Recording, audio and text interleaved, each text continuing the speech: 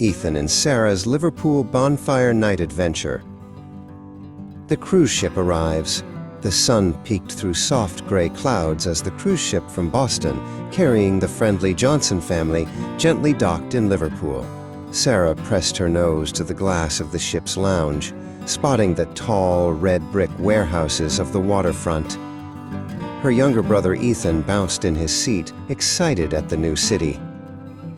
"Look, that's the big Mersey River," Ethan said, pointing. "Exactly," said Mark, the father. "And today we explore. By afternoon, we'll be hearing fireworks." Morning at Albert Dock. As they stepped off the ship, the family made their way to Albert Dock. The old dock building stood sturdy and proud, now filled with cafes, shops, galleries, and history. Sarah found a Beatles tote bag in a shop, and Ethan watched boats bobbing on the water. Emily, their mom, bought hot chocolate, and they sat on a bench facing the river. Mark explained. This dock was once full of ships carrying goods from all over the world. Emily said, "It's nice to think one place can be so old and so full of life at the same time." Midday at the stadium of Liverpool Football Club, after a quick lunch of fish and chips, the Johnsons hopped into a taxi and headed to Anfield Stadium. Ethan nearly bounced out of the taxi window with excitement. The stadium loomed large, full of red banners. On the tour inside, they walked through the player tunnel, stood on the edge of the green pitch, and paused for a photo. Ethan waved his arms and shouted quietly, "You'll never walk alone." Sarah grinned, watching him. Emily mentioned how the fans all chant and cheer, and Mark said, "It doesn't matter where you are from. Everyone in here shares the same love of the game." After the tour, they browsed the club shop, and Ethan picked a red scarf as a souvenir.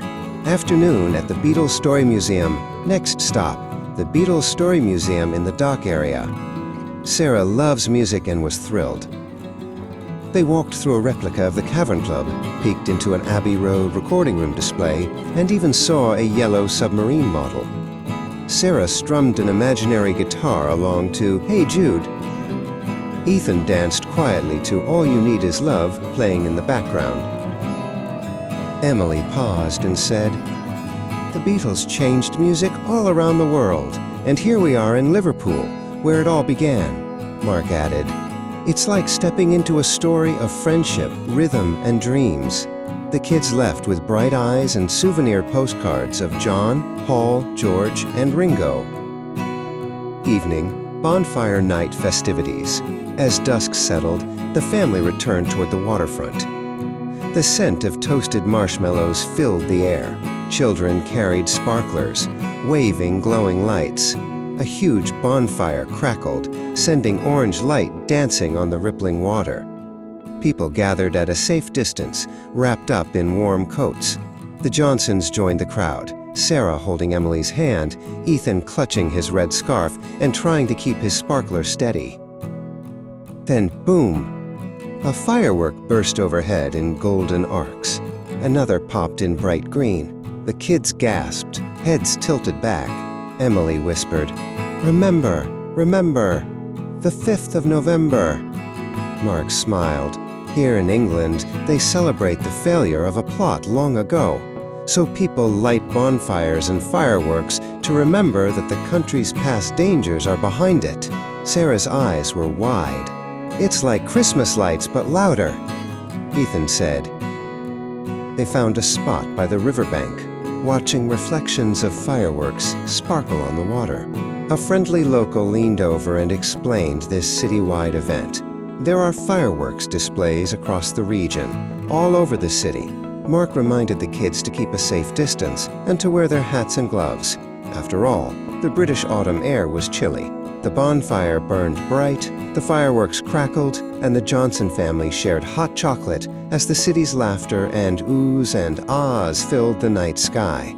Back to the ship, a day to remember. Later, the family returned to their cruise ship under the twinkling sky. Sarah leaned against Ethan, who was still buzzing. "Today was the best day ever," he said. Emily kissed Mark's cheek. "We came here for a stopover, but we got a story, riddled with history, fun, music, football, and fireworks." Mark nodded. And we'll remember Liverpool, its docks, its stadium, the Beatles, and the big sparkling fireworks.